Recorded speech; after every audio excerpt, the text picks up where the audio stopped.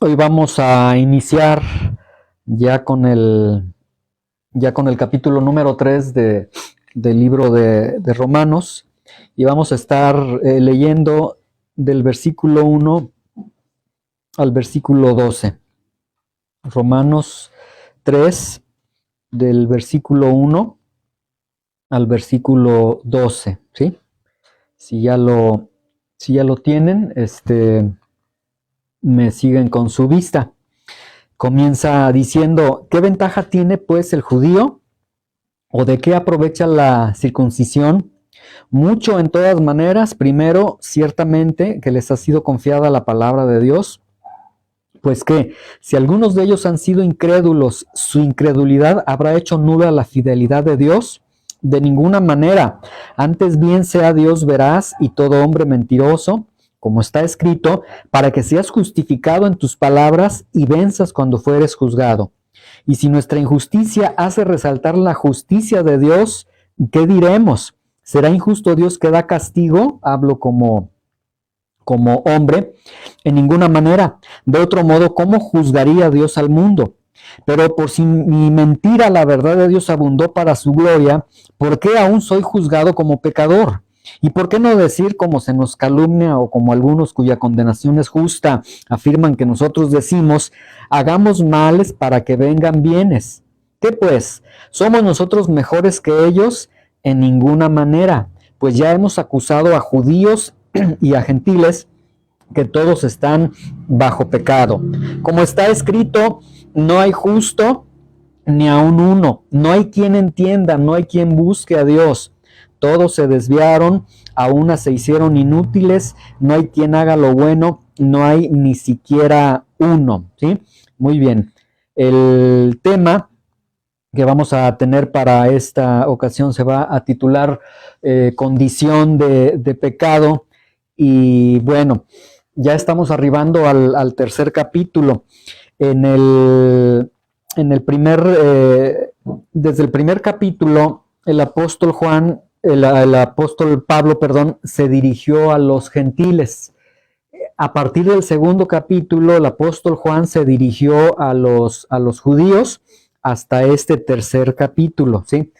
En el primer capítulo, el apóstol Pablo ha demostrado, ha confrontado la condición de pecado que tiene el gentil, ha concluido que el gentil está bajo la ira de Dios, que está bajo la condenación de Dios.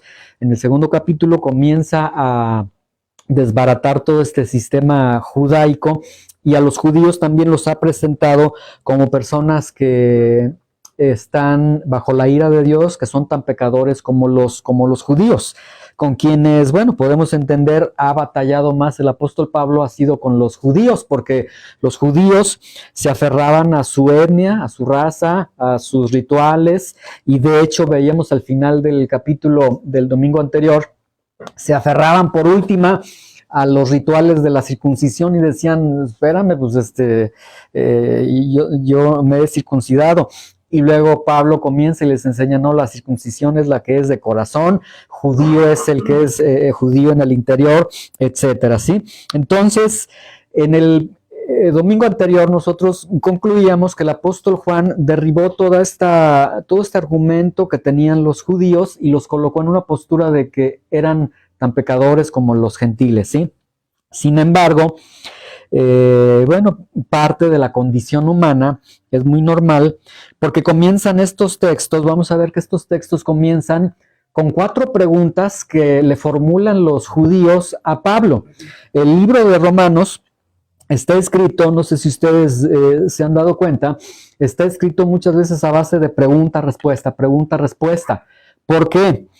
No tanto porque sea el estilo de Pablo, sino porque Pablo era atacado por judíos, era atacado por supuestos creyentes, y entonces Pablo, cuando escribe Romanos, él pues trae a su mente esos ataques que tiene, y entonces él escribe pregunta-respuesta, es decir, como si Pablo se anticipara a la pregunta que le van a hacer o a la objeción que le van a hacer, y él va contestando, ¿sí? Entonces, aquí vemos que estos judíos, que ya Pablo les dijo, concluyó, como veíamos el domingo anterior, verdadero judío es el que lo es en el interior, verdadera circuncisión es la que se hace en el corazón, es estar separados para Dios, ¿sí? Y todo esto que nosotros habíamos visto. Bueno, pues estos judíos que el domingo anterior vimos, el apóstol Pablo los confrontó y que nosotros terminábamos este capítulo diciendo, no, pues los judíos yo creo que ya entendieron, ya entendieron que realmente no son salvos. Bueno, se inicia con 4 preguntas, o sea, todavía después de que ellos han sido confrontados, todavía ellos quieren presentarle le presentan 4 preguntas al apóstol Pablo con la finalidad de poder pues escapar de esa condición que les ha dicho que tienen y tratar de justificar la condición que ellos tienen. Y esto, como vamos a ver al final, es muy natural del hombre. El hombre realmente va a exponer los argumentos que sean necesarios, va a decir lo que sea necesario con tal de que no sea cierta la condición que yo tengo de pecado, porque el hombre quiere evadir esa condición que la Biblia está exponiendo. Vamos al versículo 1, vean, dice, ¿qué ventaja tiene pues el judío? Y aquí están hablando los judíos, oye Pablo, ¿qué ventaja tiene el judío o de qué aprovecha la circuncisión? Y esto tomado en base a Romanos 2, 28 y 29, cuando Pablo en Romanos 2, 28 y 29 les dijo, verdadero judío es el que lo es en el interior, verdadera circuncisión es la que se hace en el corazón. Entonces, es como si ellos en este momento le dijeran al apóstol Pablo, bueno Pablo, a ver, pues nosotros somos israelitas de etnia, de raza, nosotros estamos circuncidados físicamente. ¿Qué ventaja tenemos nosotros de pertenecer al pueblo de Israel y físicamente estar circuncidados? ¿Qué ventaja tiene? Porque lo que tú estás presentando es como que no tenemos ninguna ventaja. Y les contesta el apóstol Pablo, dice, mucho en todas maneras, ¿sí? Y esta expresión, mucho en todas maneras, significa de muchas formas. Les podría mencionar muchas formas a ustedes, pero luego dice, primero, ciertamente les ha sido confiada la palabra de Dios. La palabra ciertamente en el original griego significa en primer lugar o ante todo. Entonces, Pablo está diciendo, miren, les podría decir que tienen muchas ventajas. Siguen teniendo muchas ventajas realmente al ser de la nación de Israel, al ser judíos que han sido circuncidados físicamente. Dice, pero les voy a mencionar una por lo menos, y es esta, que a ustedes les fue confiada la palabra de Dios. O sea, me preguntan por ventajas, tienen la ventaja más grande que todo ser humano tuvo en esta tierra. Dios se les reveló a ustedes de manera directa, ¿sí? Ahora, dice Lucas 12:48, se los leo para que no se muevan de donde están. Dice, a todo aquel a quien se le ha dado mucho, mucho se le va a demandar, y al que mucho se le ha confiado, más se le pedirá, ¿sí? Entonces, esta primera objeción que hacen los judíos, como que se mordieron la lengua y dijeron, ¿para qué le decíamos a Pablo? Salimos peor nosotros, ¿sí? Le dicen, oye, tenemos ventaja, sí, tienen ventaja, pero esa ventaja que ustedes tuvieron, ese privilegio, les hace más responsables delante de Dios. Luego vamos al versículo 3. Dice, pues que si algunos de ellos, de los judíos, han sido incrédulos, su incredulidad habrá hecho nula la fidelidad de Dios. Es decir, los judíos le preguntan, a ver, Pablo, si los judíos no creyeron en Jesús, en el evangelio que tú estás predicando, entonces porque ellos ya no creyeron, porque ese grupo de judíos ya no creyeron, ya la fidelidad de Dios para nosotros se terminó, ya Dios realmente no va a cumplir sus promesas. Y vean la respuesta del apóstol Pablo, de ninguna manera, antes bien sea Dios veraz y todo hombre mentiroso, como está escrito, para que seas justificado en tus palabras y venzas cuando fueres juzgado, ¿sí? Y aquí Pablo les da una respuesta muy interesante porque quiere mostrar que Dios es totalmente justo, que no hay injusticia en Dios y que Dios cumplirá su promesa, siempre va a cumplir sus promesas. Pero esta expresión, para que seas justificado, vean que dice, como está escrito. Y cuando en el Nuevo Testamento se hace una mención de como está escrito, se está refiriendo al Antiguo Testamento. Esta parte, para que seas justificado en tus palabras y venzas cuando fueres juzgado, es exactamente lo que se encuentra en el Salmo 51, versículo 4. Pongan un separador ahí en Romanos 3, donde estamos, para que veamos a qué escritura se está refiriendo el apóstol Pablo cuando el apóstol Pablo comienza a hablarles de que no, Dios no es injusto, y vean que estas palabras, para que seas justificado en tus palabras y venzas cuando fueres juzgado, son exactamente las mismas palabras que se encuentran en hebreo en el Salmo 51:4. Y vamos a entender entonces qué es lo que el apóstol Pablo quería decir con esto. De hecho, esta frase, para que seas justificado en tus palabras y venzas cuando fueres juzgado, yo he escuchado que algunos toman este texto y dicen, aquí Dios está prometiendo que nosotros vamos a salir librados, que cuando nos difamen vamos a salir librados, que cuando nos estén juzgando.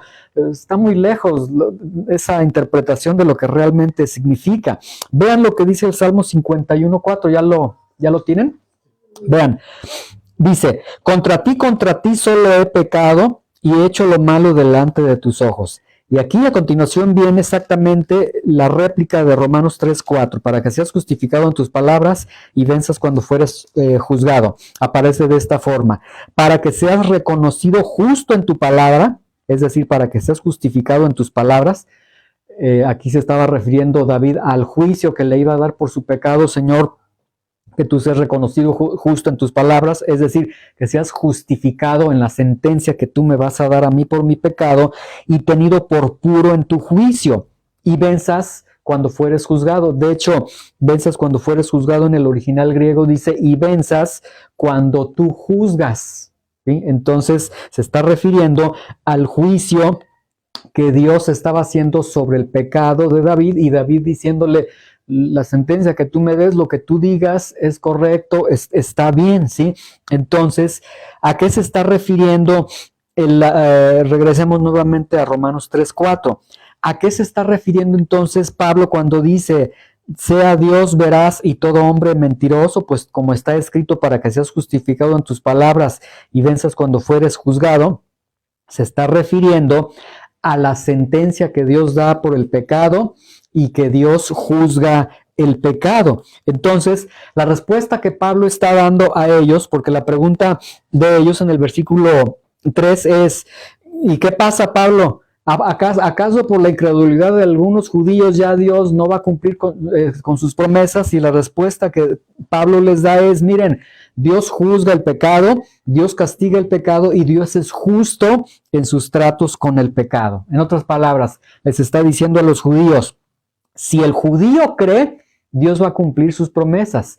Si el judío no cree, Dios va a cumplir sus promesas. O sea, que el hombre sea mentiroso y Dios siempre va a cumplir sus promesas.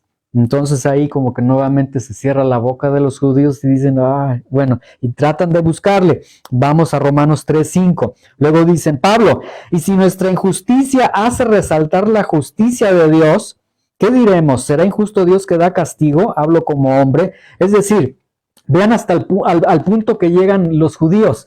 Le dicen, oye Pablo, si nosotros pecamos y el pecado hace que la justicia de Dios sea magnificada, sea admirada, se resplandezca, ¿por qué Dios entonces nos castiga si pues, le estamos haciendo el favor a Dios con nuestro pecado? ¿Sí? Y vean nuevamente la respuesta de Pablo. En ninguna manera, de otro modo, ¿cómo juzgaría Dios al mundo? O sea, Pablo les dice, no, otra vez. Dios juzga el pecado, Dios condena el pecado, Dios es justo con el trato contra el pecado. Entonces les está diciendo, no, Dios no es injusto, ¿sí? Si fuera Dios injusto, ¿cómo sería el juez del mundo? ¿Cómo juzgaría entonces Dios? Imagínense, estaríamos a merced de un Dios arbitrario, injusto. Entonces dice, no, Dios es totalmente justo. Ahora, vamos al versículo 7 y vamos a ver cómo los judíos tratan de evadir su condición de pecado que Pablo les ha dicho que tienen. Vean el versículo 7. Pero si por mi mentira la verdad de Dios abundó para su gloria, ¿por qué aún soy juzgado como pecador? O sea, Pablo, ¿por qué si mi pecado hace que la gloria de Dios brille, ¿por qué Dios me trata como pecador? ¿Por qué Dios me condena? Y vean la respuesta del apóstol Pablo. Aquí ellos en el versículo 7 trataron de decirle, oye Pablo, es que esto es contradictorio, el evangelio que predicas es totalmente contradictorio. Dices que el evangelio es para los pecadores y dices que el evangelio es la gloria de Dios, la sabiduría de Dios, etc. Entonces, si hay pecado, acudiría al evangelio. Pero si hay pecado, entonces esto significa que mi pecado provoca la ira de Dios, hace que Dios sea glorificado. ¿Por qué entonces si Dios es glorificado, me juzga a mí como pecador? Pues que me deje pecar a gusto y Dios recibe gloria. O sea, yo peco y Dios es glorificado. Y vean la respuesta de Pablo en el versículo 8. Pablo les dice, bueno, si salen con esa mentalidad, dice, ¿por qué no puedo decir yo? Y ahí entre paréntesis dice, como nos calumnian, es decir, atacaban a Pablo y decían, no, es que Pablo está enseñando lo que se llamaba una ética situacional, que puedes hacer el mal, el chiste es, o sea, que el fin justifica los medios, puedes hacer el mal y haciendo el mal te vienen cosas buenas, cosa que Pablo nunca predicó. Pero Pablo, con esa pregunta y con ese argumento que ellos tienen, los encierra dentro de sus argumentos porque les dice, bueno, a ver, ¿por qué no decir hagamos males para que vengan bienes? ¿Sí? Como ustedes me acusan, ustedes dicen que yo enseño eso, bueno, ¿por qué yo no puedo decir esto? Voy a hacer el mal, voy a predicar el evangelio, porque para ustedes predicarles el evangelio es malo. Decirles que están bajo condenación es malo. ¿Por qué para mí no aplica hacer mal y recibir bienes? Y para ustedes sí aplica hacer mal y reciben bienes, porque tratan de justificar su situación de pecado, ¿sí? Entonces vemos que el judío que ya había sido confrontado por el apóstol Pablo de su condición de pecado, que les derribó su religión, su etnia, su circuncisión, les derribó todo. El judío ya no tiene de dónde agarrarse.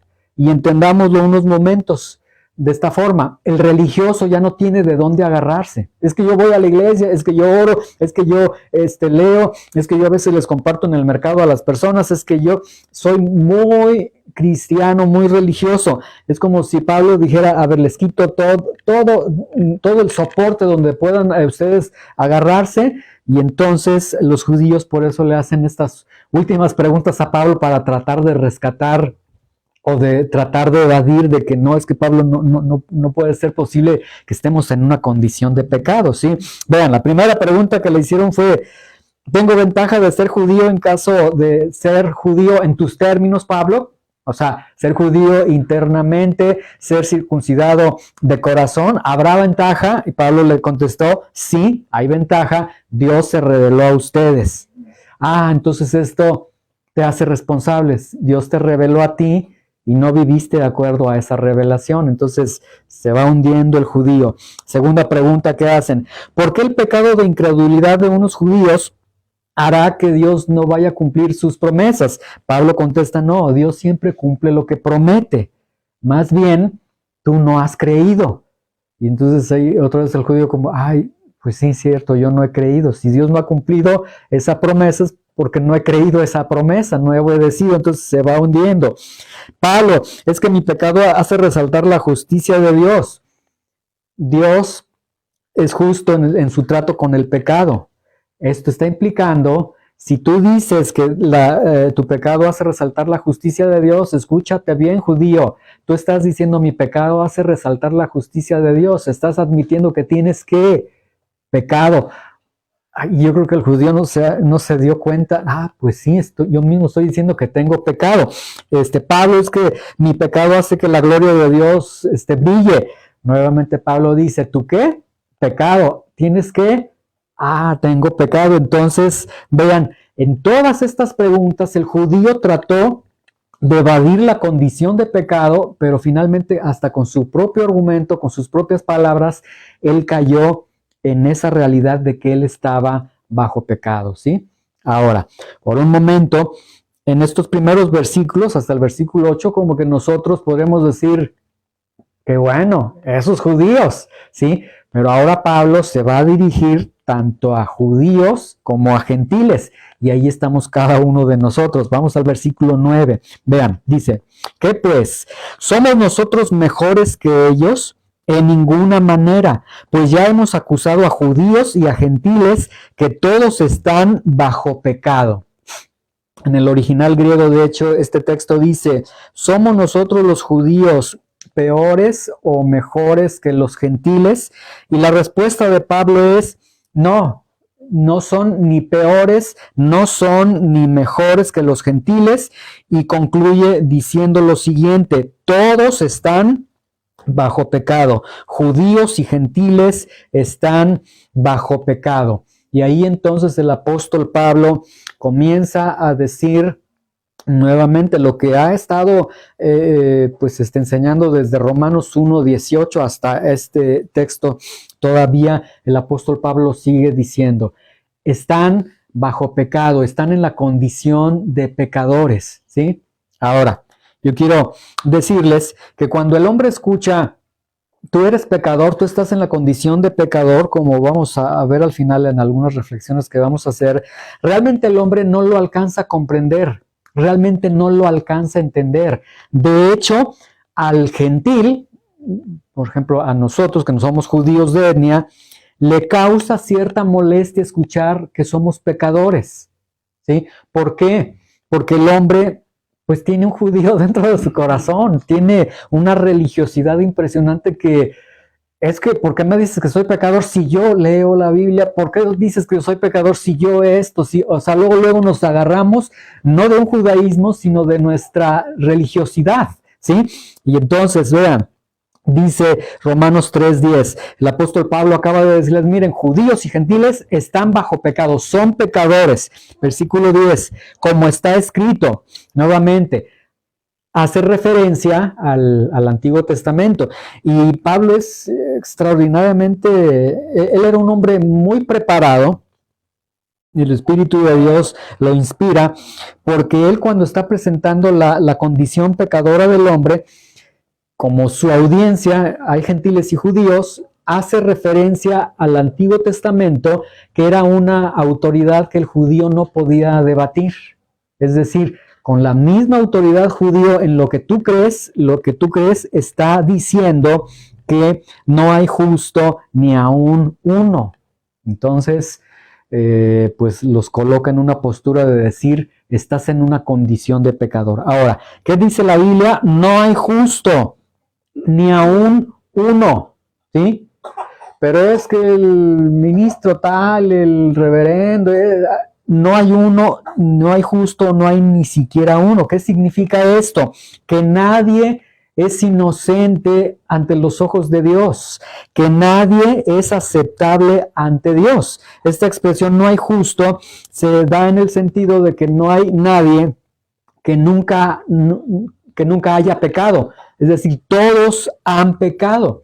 Y aquí entonces se está refiriendo el apóstol Pablo a la universalidad del pecado. El pecado es universal.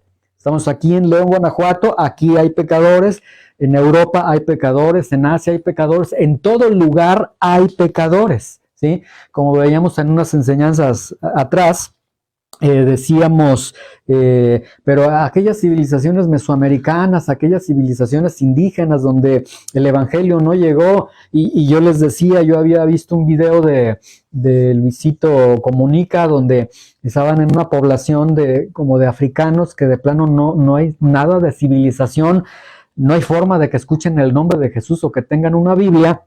¿Cómo es posible que también ahí hay pecado, que la Biblia está diciendo que nadie es inocente, pero ¿cómo van a ser pecadores si están alejados? Bueno, la Biblia está diciendo no hay justo ni aún uno. Ya lo hemos visto que el hombre traicionó, violentó su propia conciencia, donde Dios había depositado su luz, entonces hay pecado, ¿sí? Entonces, no hay justo ni aún uno. Todos están en la condición de pecado. Y si todos están en la condición de pecado, ¿qué significa? Que todo el hombre, y se entiende obviamente hombre y mujer, que todos los hombres están bajo lo que el apóstol Pablo ha venido enseñando, bajo la ira de Dios, bajo el castigo de Dios. Esto significa entonces, Romanos 3:10, significa que el hombre, bueno, significa muchas cosas, que el hombre es enemigo de Dios, que el hombre está condenado, que el hombre cuando cierre los ojos en esta tierra va a estar en una eternidad siendo atormentado porque Dios estará dando justo retribución a sus pecados, etcétera. Entonces, todos están en una condición de pecado. Ahora vean el versículo 11. Dice, no hay quien entienda, no hay quien busque a Dios, ¿sí? ¿Qué significa esto? Que no hay quien tenga un correcto entendimiento de Dios. Que en la tierra, dice la Escritura, en la tierra no hay un solo hombre que tenga un adecuado entendimiento, un adecuado conocimiento de Dios, que no hay quien comprenda a Dios absolutamente nadie, ¿sí? Luego dice el Antiguo Testamento, no hay quien busque a Dios. Y aquí, bueno, esto es lo que dice la Biblia en el Antiguo Testamento y en el Nuevo Testamento. No hay quien busque a Dios, ¿sí? Sin embargo, el judío dice, es que yo sí busco a Dios. O sea, Dios por un lado diciendo, nadie busca a Dios, y el judío dice, es que yo sí lo busco. Pero ¿qué de nosotros que a veces somos tan religiosos? Dios está diciendo, no hay quien busque a Dios. No, yo sí, pero internamente decimos, bueno, yo no soy tan malo porque yo sí lo busco, yo sí me intereso por las cosas espirituales. Pero la pregunta sería para aquellos que dicen que buscan a Dios, ¿a qué Dios buscan? Normalmente pues buscan a un Dios que ellos han concebido o lo conciben bajo esta concepción que tienen en un corazón totalmente oscurecido, ¿sí? Existen las religiones. Alguien en algún momento podría decir, es que ahí está. Las religiones es la evidencia, es la prueba de que el hombre quiere buscar a Dios. Bueno, ¿qué dice la Biblia? La Biblia dice, no hay quien busque a Dios, no hay quien entienda a Dios. ¿Cómo podemos entonces compaginar tanta religión que tenemos? Bueno, precisamente las religiones vienen a ser la evidencia de que no hay quien entienda a Dios, no hay quien comprenda a Dios, porque las religiones y todas las religiones que hay debajo del sol, ninguna de ellas pueden buscar a Dios, ni quieren buscar a Dios, ni pueden entender a Dios. Las religiones son una evidencia de que el hombre quiere escapar de Dios. Es todo lo contrario. De hecho, hasta secularmente algunos autores de psicología y algunos filósofos decían que el hombre es extremadamente religioso, y algunos colocan al hombre diciendo es que bueno, él es extremadamente religioso porque tiene el deseo de buscar a su creador, pero no. Es extremadamente religioso porque tiene el deseo de oponerse a su creador, porque tiene la urgencia de escapar de su creador. ¿Por qué? Porque su creador viene y le dice, estás en una condición de pecado, y el hombre no quiere escuchar que está en condición de pecado. Ahora, vean, vamos al Salmo 14:2, porque aquí sí quisiera que leyeran este texto, que es muy, muy interesante. Salmo 14:2 y 14:3, para ir comprendiendo algunos aspectos de lo que Pablo está enseñando en este momento, ¿sí? Cuando lo tengan me dicen para darle lectura y para ir comprendiendo esto. ¿De acuerdo? ¿Listo? Ya estamos. Salmo 14:2 y 14:3. Vean, básicamente el salmista está refiriendo lo mismo que Pablo está enseñando en este momento. Dice, el Señor miró desde los cielos sobre los hijos de los hombres, ¿sí? Y el contexto es que Dios miró sobre los cielos, sobre el lugar de su morada, sobre los hijos, desde los cielos, sobre los hijos de los hombres, para ver si había alguno que lo entendiera, para ver si había alguno que lo buscara. ¿Y cuál fue la respuesta? Vean, versículo 3. Todos se desviaron, a una se han corrompido. No hay quien haga lo bueno, no hay ni siquiera uno. Dice desde el Antiguo Testamento, y esto ya lo sabían los judíos, y todavía aún así se atrevían a oponerse a Pablo, y todavía le presentan estas 4 preguntas a Pablo. Desde el Antiguo Testamento, ya la Biblia enseñaba que Dios veía sobre la tierra para ver si encontraba uno solo, y no encontró uno solo. ¿Qué significa esto? Significa dos cosas. Número uno, que nadie busca a Dios, que nadie entiende a Dios. Exactamente lo que Pablo nos acaba de decir. Nadie entiende a Dios, nadie busca a Dios. Y número dos, y muy importante esta verdad, ¿qué significa eso? Significa que si no fuera por la obra del Espíritu Santo en la tierra, ningún hombre miraría a Dios, ningún hombre diría, voltea hacia Dios, porque todos serían dejados a la merced de sus pecados, de su mentalidad, de su corazón corrompido, y todos estarían en esa condición, ¿sí? Vamos a regresar al último versículo de esta mañana, Romanos 3:12, y con esta vamos ya a ir concluyendo con esta exposición. Termina el apóstol Pablo diciendo, todos se desviaron, a una se hicieron inútiles, no hay quien haga lo bueno, no hay ni siquiera uno, ¿sí? Todos se desviaron, todos, gentiles y judíos, todos, religiosos o no religiosos, todos, conocedores de la Biblia o no conocedores de la Biblia, todos, que van a una iglesia cristiana o que no van a una iglesia cristiana, todos se desviaron. Y la palabra se desviaron viene del término griego eklino, que significa volverse de o significa evadir. Es decir, este término se desviaron está implicando que de alguna forma o tenían algo o ya estaban siguiendo un camino y de alguna forma se retrayeron de ese camino y siguieron otro camino. ¿Cuál camino? Vamos a Romanos 1:20. Esto lo vimos en las primeras enseñanzas de esta carta a los romanos. ¿De dónde se retraen? ¿A qué es de lo que apostataron? ¿De qué es de lo que se alejaron todo hombre? Romanos 1:20. Porque las cosas invisibles de Él, de Dios, su eterno poder y deidad, se hacen claramente visibles desde la creación del mundo, siendo entendidas por los hombres por medio de las cosas hechas, de modo que no tienen excusa. ¿Sí? Entonces, ahí está. ¿Qué significa esto? Que en todo hombre había luz. Dios había colocado su luz en ellos, su verdad.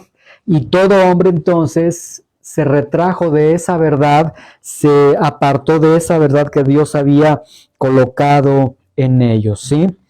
Después la expresión de todos se hicieron inútiles. ¿Qué significa la palabra inútiles? La palabra inútiles significa en el griego arruinar o corromper. Es decir, vean la lógica que Pablo está presentando. Todos siguieron su propio camino, ¿sí?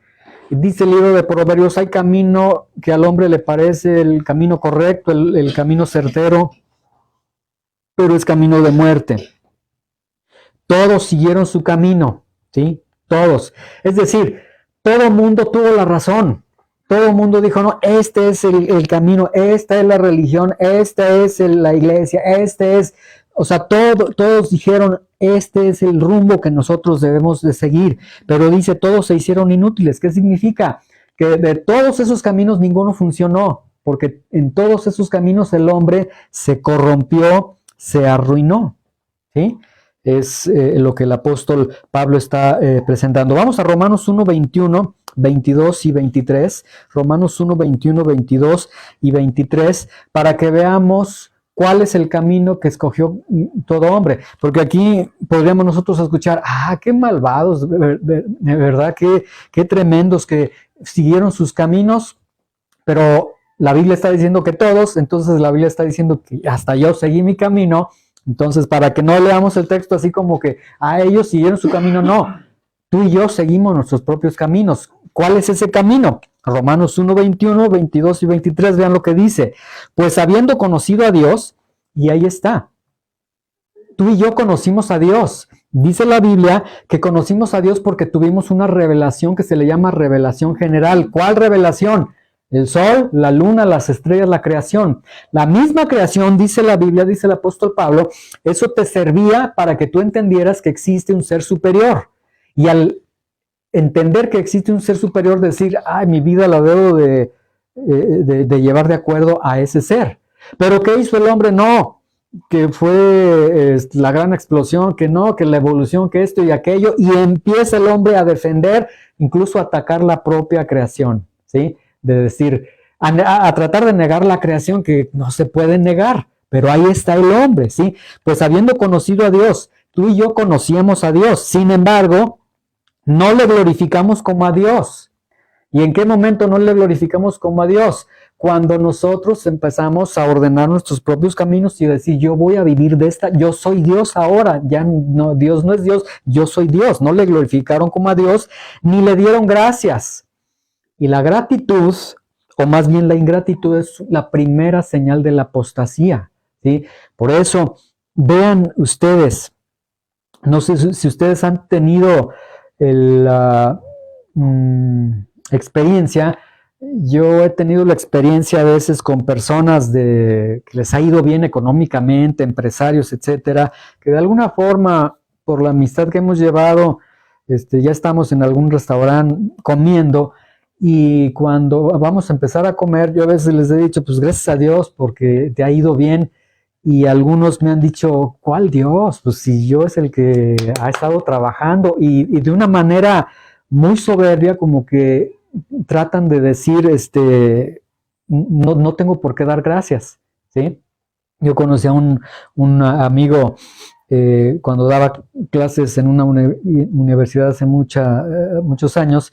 Él fue ganador del Globo de Oro, que era un premio que se le daba a los cantantes del Bajío. Entonces él fue un gran cantante, y en una ocasión le dije, oye, ¿y tú le has dado gracias a Dios por la voz que te dio? Y me dice, no, nunca lo había pensado. Dice, pero ahora que lo dices, yo creo que sí le voy a dar gracias a Dios. Entonces, vean, la gratitud está lejos de las personas. Juan Gabriel decía, él era productor de otros artistas, y en una ocasión le preguntaron, pues la gente, ¿a quién le debe agradecer el triunfo en sus carreras? Y él decía, solamente hay 3 personas a las que hay que agradecerles el éxito que tenemos: a mí y a mí. O sea, dando a entender, uno es el que hace construye toda su vida, todo su destino. Bueno, no le dieron gracias. Ahí está.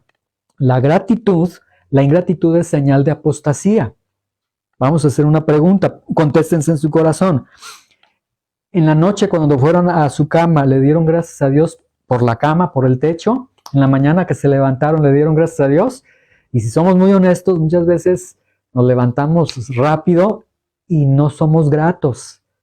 Entonces, este es un peligro, porque así se empieza. Dios deja de ser glorificado como Dios, no le agradecemos. Luego dice el texto, sino que se envanecieron en sus razonamientos, y su necio corazón fue entenebrecido. Ahí está.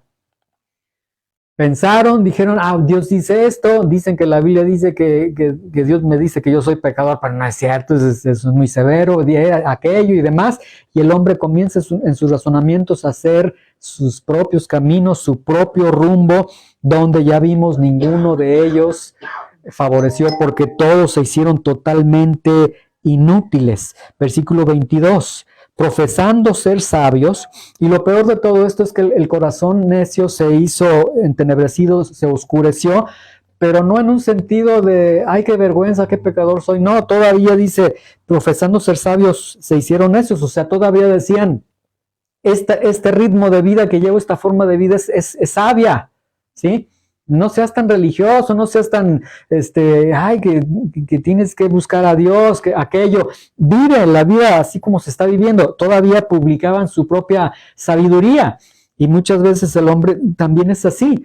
Publica su sabiduría, dice, bueno, sí, no me estoy congregando en una iglesia cristiana ahorita, no estoy recibiendo la palabra de Dios, pero bueno, es que también me hirieron en la iglesia, por eso yo no voy. Y ahí está la sabiduría del hombre, humano, que trata de defenderse, pero finalmente Dios lo confronta con la realidad de estás en condición de pecado. Versículo 23, y cambiaron la gloria del Dios incorruptible en semejanza de imagen de hombre corruptible, de aves, de cuadrúpedos y de reptiles. O sea, empezaron a adorar todo menos a aquel que debería de ser adorado, ¿sí? Y concluye nuestro texto, no hay quien haga lo bueno.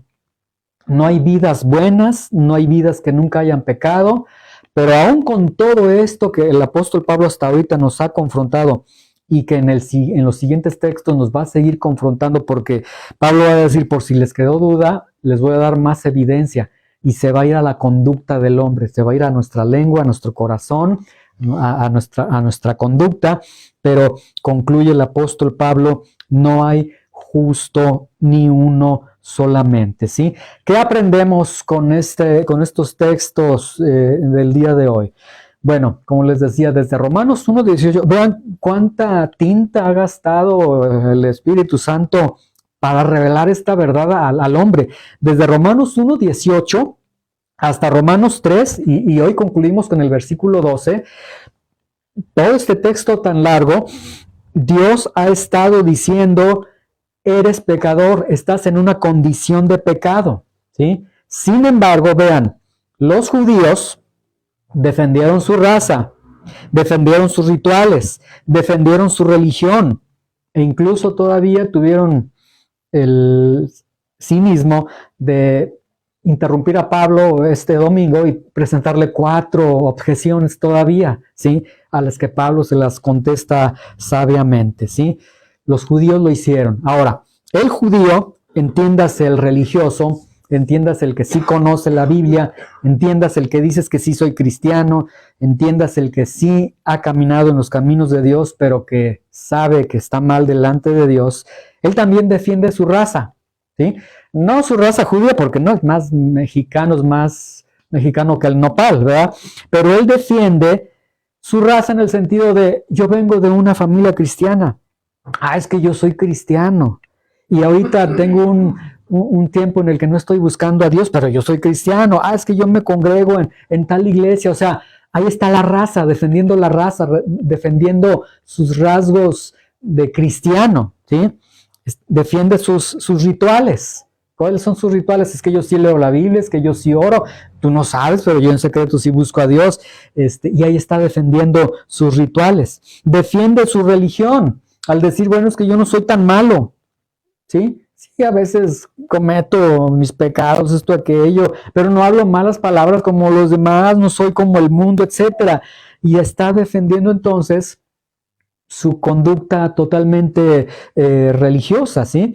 Y el religioso, que podríamos, si somos honestos, muchas veces encuadramos en esa postura, aunque no le formulemos a Pablo objeciones, pero finalmente no terminamos por aceptar la condición de pecado que tenemos, porque tratamos de evadir esa verdad, ¿sí? Ahora, Pablo dice, todo hombre está bajo pecado, ¿sí? Escuchen bien, Pablo nunca dijo, todo hombre siente que está bajo pecado. Pablo dijo, todo hombre está bajo pecado. Y yo sé, porque yo soy hombre, que cuando se escucha, es decir, vamos a pensar por un momento que yo estuviera ahí del lado de ustedes y el que está aquí predicando, estuviera predicando exactamente esto. Estás en condición de pecado, luego mi judío interior, mi hombre interior comenzaría a trabajar, a revolucionarse muy rápido para decir, no, es que yo hago esto, o sea, para tratar de defendernos, pero Pablo está diciendo, estás en pecado, estás bajo pecado. Ahora, si nosotros le dijéramos a alguien, tu condición es estar bajo pecado, la pregunta sería, bueno, ¿y realmente lo va a entender? Y yo honestamente creo que no lo entenderían. ¿Por qué? Porque si se le dijese a alguien, estás en condición de pecado, estás bajo pecado, esa persona estaría entonces buscando desesperadamente a Dios. Porque reconocería, si estoy en pecado, entonces he ofendido a Dios, la ira de Dios está bajo mí, voy a un castigo eterno. Esa persona diría, ¿qué tengo que hacer para no estar bajo pecado? Pero normalmente se puede escuchar, estás bajo condición de pecado y decir, sí, yo creo que sí, pero eso no significa nada hasta que haya una revolución en nuestro corazón, ¿sí? El hombre está bajo pecado y le conviene evadir esa realidad porque si la asume, si la cree, entonces el hombre entendería que está bajo la ira de Dios y no, preferimos mejor decir, no, yo estoy en las bendiciones de Dios, ¿cómo que en la ira de Dios? Yo el día que cierre mis ojitos me voy al cielo. No me digas que, qué cruel sería, imagínense que en un funeral, se asistiera al funeral y que el que preside en el funeral dijera, bueno, miren, amigos, etcétera, la persona que está aquí en el féretro, él ya está en el castigo eterno porque nunca creyó en el Señor, nunca caminó con el Señor. ¿Qué sucedería con esa persona? Lo meterían a la caja también con el otro, porque sería una ofensa terrible. Sin embargo, Pablo lo que está diciendo es que esa es la verdad, están bajo pecado, ni judío ni gentil, ¿sí? Ahora, pues vemos que tanto gentil como judío tratan de evadir esta condición. No basta solamente con asumir, estoy en condición de pecado. Bueno, ya para que el predicador ya no se ponga triste porque pues, tiene toda la mañana diciendo que estoy bajo pecado, okay, estoy en pecado. No basta con que asintamos que estamos en pecado. No basta con reconocer que estamos en pecado si nos seguimos quedando ahí en esa postura. Y eso normalmente sucede, ¿sí? La palabra de Dios nos puede confrontar y sí, en algún momento ahí, mientras escuchamos del Espíritu de Dios está trabajando en nosotros, nos vienen pecados, nos vienen situaciones que decimos, híjole, no, yo creo que sí necesito a Dios, pero termina la reunión y en cuanto termina, ya como que respiramos y nos mantenemos ahí, no basta con eso. ¿Qué puede hacer el hombre? Es decir, lo que Pablo acaba de decir es muy fuerte, estás en condición de pecado, estás bajo la ira de Dios, vas al camino al castigo eterno. ¿Qué puede hacer el hombre? Y la respuesta es nada. Lo peor de todo es que el hombre no puede hacer nada. Quien ya lo hizo y lo va a enseñar el apóstol Pablo es el Señor Jesucristo. Lo único que te queda a ti, que estás bajo pecado, es creer en el Evangelio, en las buenas noticias que desde el capítulo 1 el apóstol Pablo está enseñando. Es lo único que puede hacer, ¿sí? Entonces, nuevamente esta enseñanza, y ya van varias enseñanzas que cuando concluyen yo les digo, bueno, yo sé que ha concluido la enseñanza y como que nos quedamos con un saborcito de, pero ¿dónde estuvo lo bueno, lo deleitoso de esto? Porque solamente la palabra nos ha martirizado. Más adelante el apóstol Pablo va a presentar el Evangelio de Dios y yo espero que cuando lleguemos ya a esos versículos, sobre todo ese versículo tan hermoso, Romanos 3, 23 y 24, cuando el apóstol Pablo comienza por primera vez a mencionar y decir, Jesús fue puesto como nuestra propiciación, ahí todo lo que hemos visto de condición de pecado, de pecador, de todo lo que hemos visto en ese momento, digas, lo agarro, lo necesito porque estoy frito sin Dios, ¿sí? Estoy realmente en serios problemas ante Dios. Entonces, pues no termina. El apóstol Pablo el siguiente domingo, si Dios nos permite, va a continuar presentándonos evidencia para que nosotros podamos vernos al espejo y decir, en verdad estoy bajo condición de pecado, ¿sí? Y esta condición de pecado que nos lleve a actuar, ¿sí? Yo me acuerdo con mi hermana, ella murió por un cáncer hace ya 2 años, creo. 1 año, bueno.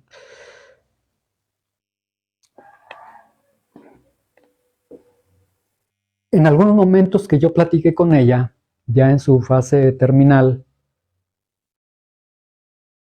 yo le dije, ¿qué se siente que te vas a la cama, que te despiertas y que despiertas con la realidad de que el cáncer ya se regó en tu cuerpo? Y ella, en esa ocasión que platicamos, me contestaba, pues es una realidad que a veces ni quisiera pensarla. Dice, pero es una realidad con la que ya estás viviendo todos los días. Entonces, ya me decía, pero que yo me quiero agarrar de Dios, etcétera, todo esto. Pero al punto que voy es el siguiente. ¿Cómo te sentirías tú si hubiese algo tan terrible como el cáncer en tu vida? Yo te aseguro que tu vida sería totalmente distinta, porque irías a la cama de manera distinta, te levantarías de manera distinta, hablarías de manera distinta por la realidad que estás viviendo, porque dices, hay una realidad que me está consumiendo y que me va a quitar la vida. Bueno, que esta realidad que el apóstol Pablo nos está presentando realmente nos mueva, porque sería peor que un cáncer. Que Pablo nos esté diciendo, estás en una condición de pecado, no estás bien delante de Dios, esto debería a no descansar en ningún solo momento y en verdad decir, Señor, lo peor es que no puedo hacer nada. ¿Qué puedo hacer? Y por eso el apóstol Pablo va a presentar el evangelio a los pecadores, a aquellos que ya estaban muertos, que ya había una sentencia de muerte en ellos, y por eso es que cuando estamos en una postura de que estamos muertos, no hay forma de salir, y cuando alguien, es como si nos estuviésemos ahogando y alguien nos avienta una ¿cómo se llama un globo de esos un salvavidas, o que se aviente alguien y nos salve? Por eso nos tomaríamos, nos sujetaríamos y diríamos, sálvame, porque no puedo salvarme. Pues esto es lo que el apóstol Pablo está presentando. Yo en verdad espero que el Espíritu de Dios trabaje esto en nuestros corazones y que en verdad derribe todo judaísmo que nosotros tenemos, toda religiosidad que nosotros tenemos, y que llegue el momento, el punto en el que digamos, sí, yo fui un cristiano, yo me congregaba, yo esto, yo aquello, pero de nada me sirve, porque ahorita estoy lejos de Dios, y porque ahorita estoy como Pablo está diciendo, estoy en condición de pecado. Entonces, quitarme ya todos los argumentos, presentarme ante Dios y decir, Señor, para que tú seas justificado en tus palabras, para que seas tenido como puro en tu juicio, Señor, el juicio que tú des, pero ahí es donde el Señor va a decir, bueno, hay buenas noticias en este momento para ti, a través del glorioso evangelio que más adelante lo vamos a estar disfrutando de una manera tan hermosa. Señor, te damos gracias por tu palabra, te damos tantas gracias, Señor, por lo que hemos aprendido. Y Señor, desde Romanos 1:18, Señor, hasta hoy, Romanos 3:12, el apóstol Pablo ha estado de una manera tan contundente señalando la condición de pecado que hay en el corazón. Pero esta condición de pecado, Señor, lo digo por mí y que cada uno de los que estamos aquí lo digan en su interior, Señor, ¿cómo batallamos reconocerla? ¿Cómo, Señor, ponemos nuestras bondades, lo bueno que hemos hecho, nuestra religiosidad, tantas cosas para decir, Señor, pues no puedo ser yo, pero hoy queremos abrirnos ante ti, Señor, y decir, Dios Santo, si tú dices que nosotros estamos en condición de pecado, Señor, entonces yo estoy en condición de pecado, Señor. Y tú conoces en mi interior lo más íntimo, los pensamientos, las intenciones más íntimas. Y Señor, si en mí ves un hombre, si en mí ves una mujer que está perdida, que está perdido, Señor, sálvame. Sálvame con el evangelio de Dios, sálvame con la gracia tuya, Señor. Pero no permitas que yo esté, Señor, en mi orgullo, en mi religiosidad, defendiendo, no, es que yo estoy bien, cuando las cosas no están bien, y tú lo sabes, Señor. Y muchas veces hasta nosotros mismos lo sabemos. Señor, perfora estas palabras en cada uno de nuestros corazones para que, como veíamos, Señor, en ese salmo, Dios vio desde el cielo a ver si había un solo entendido y no había ni uno solo, ni siquiera estaba yo. Pero Señor, si no es por tu Espíritu, si no es porque de allá del cielo tiene que descender el Señor a buscarme a mí, Señor, yo nunca hubiera volteado a ti, yo nunca hubiera considerado caminar contigo, nunca hubiera entendido nada, Señor. Gracias porque un día Jesucristo vino a nuestros corazones, gracias porque Un día vino a esta tierra el Hijo de Dios y Señor, si necesitamos ser salvados, sálvanos. Decía el profeta, sálvame y seré salvo. Señor, salva a aquellos que necesitan ser salvados y aquellos que necesitan ser confirmados, confírmalos, Señor, en el caminar cristiano, Señor. Te damos muchas gracias en el nombre de Jesús. Amén.